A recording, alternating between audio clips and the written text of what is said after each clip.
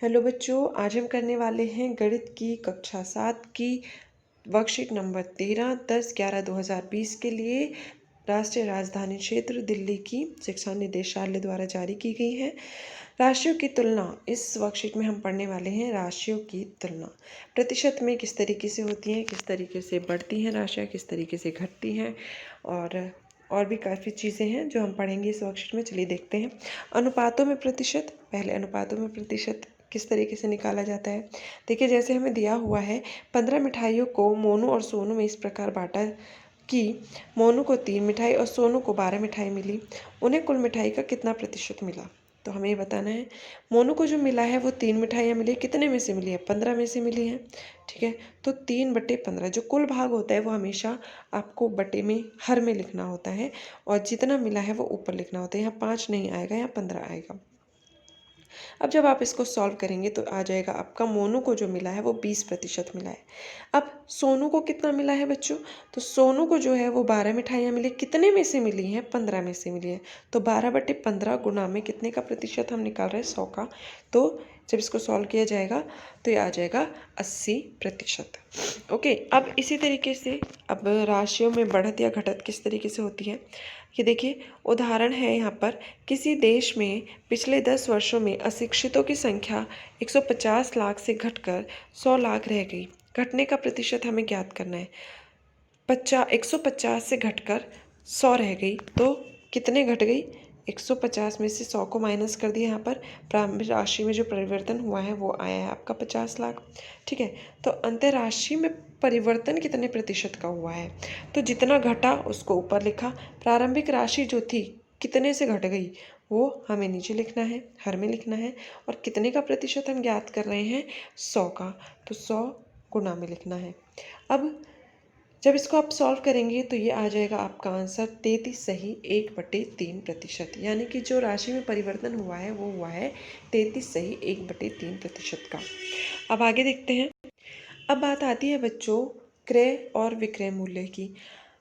Factory से किसी दुकानदार ने कुछ सामान लिया और वो ग्राहक को बेच दिया। ठीक है, तो जिस पर दुकानदार ने वस्तु खरीदी, ठीक, वो होगा क्रय मूल्य, यानी कि कॉस्ट प्राइस। ठीक है, और जिस पर दुकानदार ने वस्तु को बेच दिया ग्राहक को, ठीक है, वो क्या होगा, विक्रय मूल्य, यानी कि सेलिंग प्राइस। अगर आपका क्रय मूल्य, यानी कि जिससे फैक्ट्री से खरीदा था जो माल, वो कम है और विक्रय मूल्य जिस पर ग्राहक को बेचा है वो ज़्यादा है, तो मिलेगा लाभ। ठीक है, ठीक है, तो हुआ लाभ। अब यदि क्रय मूल्य विक्रय मूल्य के बराबर है, ठीक है, जितने पे सामान खरीदा उतने पर ही बेच दिया। 2 रुपये में कोई चीज़ खरीदी और 2 रुपये में ही वो बेच दी, तो ना लाभ हुआ ना हानि हुई।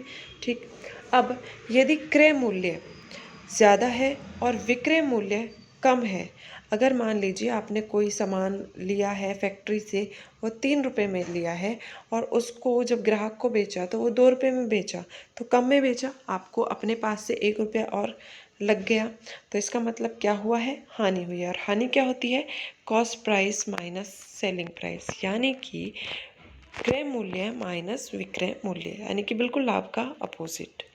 अब निम्न कथनों के लिए लाभ और हानि लिखें।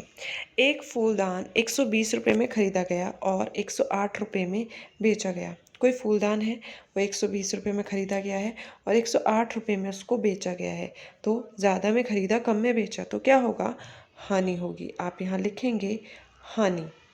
ओके, अब दूसरा है, एक खिलौना कार 540 रुपये में बेचा गया और 450 में खरीदा गया। जब उसे खरीदा था तो वो 450 रुपये का था, लेकिन जब बेचा तो वो 540 में बेचा, तो ज़्यादा रुपये में बेचा है, तो इसका मतलब यहाँ क्या हुआ है, यहाँ पर हुआ है बच्चों लाभ। ठीक है, यहाँ लिखेंगे आप लाभ दूसरे वाले में। तीसरा, एक साइकिल 1000 रुपये में खरीदा गया और 1000 में बेचा गया। ठीक है, जितने में खरीदा था उतने में ही बेच दिया, तो यहाँ क्या हुआ है, आपको ना लाभ हुआ है और ना ही यहाँ पर आपको हानि हुई है। ठीक, तो आप यहाँ भर देंगे ना लाभ ना हानि। ओके, आगे देखिए, लाभ या हानि प्रतिशत में किस तरीके से ज्ञात किया जाता है। लाभ या हानि दोनों क्रय मूल्य पर ही परिकलित होते हैं। ठीक है, जो कॉस्ट प्राइस है उसी पर ही ज्ञात किया जाता है क्या, लाभ और हानि। प्रश्न 1 है, जैसे यहाँ पर एक वस्तु 50 रुपये में क्रय की गई और 12% हानि पर विक्रय की गई, यानी कि बेची गई। खरीदी गई थी 50 रुपये में और 12% की हानि के साथ उसको बेच दिया गया। उसका विक्रय मूल्य ज्ञात कीजिए। ठीक है, यानी कितने में उसको बेचा था वो हमें ज्ञात करना है। अब जो कॉस्ट प्राइस है उसका, यानी कि क्रय मूल्य जो है वो है 50 रुपये, हानि हुई है 12% की, प्रतिशत में दिया है। अब जो सेलिंग प्राइस है वो क्या होगा? सेलिंग प्राइस होगा बच्चों कॉस्ट प्राइस माइनस हानि। ठीक, हम पहले रूल पढ़ चुके हैं कि हानि जो होती है वो होता है कॉस्ट प्राइस माइनस में सेलिंग प्राइस। ठीक है, जब इसको इस तरफ ले जाएंगे इक्वल के तो ये सेलिंग प्राइस इधर आ जाएगा, उधर जो हानि लिखा था वो इधर आके माइनस में आ गया है। ओके, अब जो हानि है वो क्रय मूल्य का 12% है। तो क्रय मूल्य है हमारा 50, उसका 12% निकाला तो ये हो गया 12/100 गुना में 50, इसका आ गया 6 रुपये। यानी कि जो हानि हुई है वो 6 रुपये की हुई है। इसका मतलब जो सेलिंग प्राइस है उसमें से अगर हमने घटा दिए 6 रुपये तो कॉस्ट प्राइस जो है उसमें से घटा दिए 6 रुपये तो हमें पता चलेगा कि उसका सेलिंग प्राइस क्या है, यानी कितने में उसको बेचा गया है। वो बेची गई है 44 रुपये में। थोड़ा सा कंफ्यूज आप ज़रूर होंगे, लेकिन आपको ये जो क्वेश्चंस हैं वो प्रैक्टिस से बहुत अच्छे से आ जाएंगे बच्चों। अब देखिए जो प्रश्न 2 है, राशिद ने एक टीवी 9,000 का खरीदा, 12 वर्ष पश्चात उसको उसने 6,000 में बेचा। राशिद का लाभ या हानि प्रतिशत ज्ञात कीजिए। आपको पता चल रहा है 9,000 में खरीदा था और 6,000 में बेचा था, तो क्या होगा? हानि होगी। अब कितने की हानि होगी? कॉस्ट प्राइस है उसका 9,000, सेलिंग प्राइस है उसका 6,000। Cost price minus selling price यानी कि 3,000 की उसको हानि हुई है। हानि प्रतिशत निकालने के लिए बच्चों क्या करते हैं, हानि कितने की हानि हुई है? 3,000 की, बटे में कॉस्ट प्राइस जो उसका कॉस्ट प्राइस था 9,000 रुपये, गुना में 100 का ही हमेशा प्रतिशत निकालेंगे, 100 हमेशा यहीं रहेगा। तो जब इसको सॉल्व करेंगे तो ये आ जाएगा 33 सही 1/3% की उसको हानि हुई है। अब आगे देखते हैं, कुछ अभ्यास प्रश्न है हमारे लिए। एक वस्तु को 5% लाभ पर 540 में बेचा गया, उसका क्रय मूल्य क्या था? ये और संकेत हमें दिया हुआ है कि लाभ या हानि दोनों क्रय मूल्य पर ही परिकलित किए जाते हैं। देखिए जो क्रय मूल्य था, ठीक है, कॉस्ट प्राइस, वो मान लिया हमने x था और उसका लाभ प्रतिशत, आप इसको CP भी लिख सकते हैं कॉस्ट प्राइस, और लाभ प्रतिशत है 5%। ठीक है, अब कॉस्ट प्राइस का CP का 5% कैसे निकलेगा? CP x माना है हमने, उसका 5/100 कर दिया, इसको सॉल्व किया मैंने तो ये आ गया x/20। तो यानी लाभ जो हुआ है वो x/20 हुआ है। x हमें पता नहीं है, वो हमें ज्ञात करना है। ठीक है, सिर्फ हमें 5% का लाभ दिया हुआ है और कुछ नहीं दिया है। अब देखिए विक्रय मूल्य क्या होता है, जब लाभ हो रहा है तो विक्रय मूल्य क्या होगा? क्रय मूल्य के साथ यानी कि कॉस्ट प्राइस के साथ हमें कुछ मिला है, वो लाभ है। ठीक है, वो हमारा सेलिंग प्राइस है। ठीक, जिस पे हमने बेचा है, कुछ फालतू चीज़ हमें मिली है, वो लाभ है। वो किस पे मिला है? हमें कॉस्ट प्राइस के साथ मिला है। ठीक है, जिस पे हमने वस्तु को खरीदी थी, मान लीजिए 2 रुपये की खरीदी थी, उसमें अगर हमें 1 रुपया और मिल गया है, हमने उसको 3 रुपये का बेचा था। ठीक है, तो हमारा सेलिंग प्राइस है 3 रुपये और ये हमारा कॉस्ट प्राइस था 2 रुपये, और तो लाभ हुआ हमारे 1 रुपये का। तो इस तरीके से ये रूल आया है। अब देखिए ये जो हमारा विक्रय मूल्य था ये हमें दिया हुआ था, सेलिंग प्राइस दिया हुआ था 540 रुपये, क्रय मूल्य हमने x माना था, लाभ हमारा x/20 अभी हमने ज्ञात किया है। अब जब इसको सॉल्व करेंगे बच्चों तो इसका एलसीएम लेंगे, इसका एलसीएम होगा 20, तो ये आ जाएगा आपका इस तरीके से, आप लिख सकते हैं 20 और इसको 20 के साथ जब गुना करेंगे तो ये आ जाएगा 20x जमा x।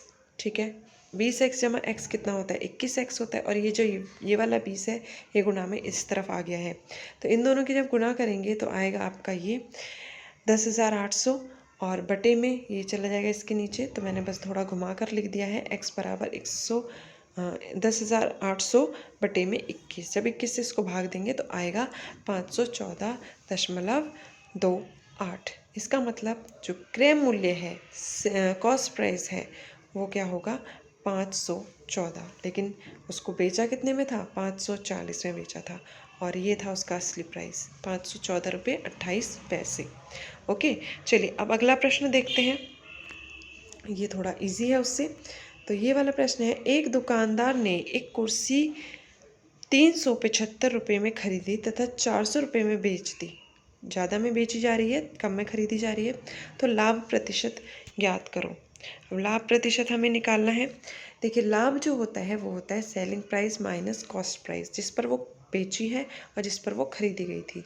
तो ये जो हमारा लाभ आया, ये आया 25 रुपये का। ठीक है, अब लाभ प्रतिशत कैसे निकलता है? लाभ बटे में कॉस्ट प्राइस। हमेशा कॉस्ट प्राइस नीचे ही रहेगा, चाहे लाभ हो चाहे हानि हो। अब गुना में आएगा 100% है, ये 25 आ गया। ठीक है, ये था हमारा 375। इसको जब हमने काटा है, 5 से काटा है, 5 पंजे 25 आया, 5 सत्ते 35, और यहाँ पर 2 बचा, 5 पंजे 25 आ गया। अब फिर से ये 5 से काट दिया, 5 एकम 5 और 5 पंजे 25 हो गया। अब 15 आ गया यहाँ पर। ठीक है, तो 5 से फिर काटा, 5 दिया 15 आया, और ऊपर इधर 100 को भी काट दिया, 5 दूनी 10 और 0।